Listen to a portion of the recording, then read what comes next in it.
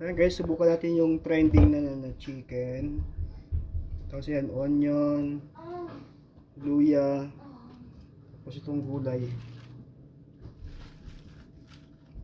Ayan, gulay pala. Tapos ito yung apple, binalatan na natin.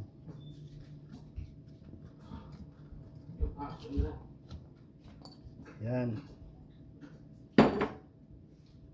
Tapos ito yung chicken, kailangan ginanyan ko ito para mag-absorb yung lasa.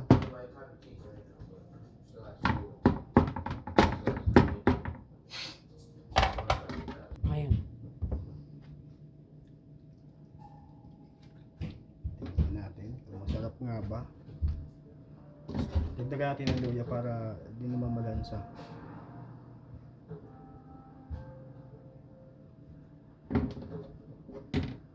Okay lang, teka.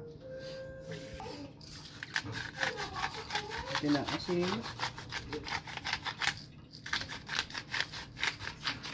Okay na yan. Para patis para malasa.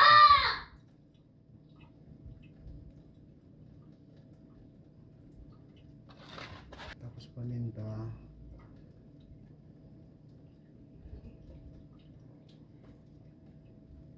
Yan, kanin. Tapos syempre, hindi mawawala yung maging sarap. Lusin mo natin. Ano ka na yan? Ito na guys yung yung manok. Masarap pala. Tigim? Ng ulam. Tikman mo to na apple to.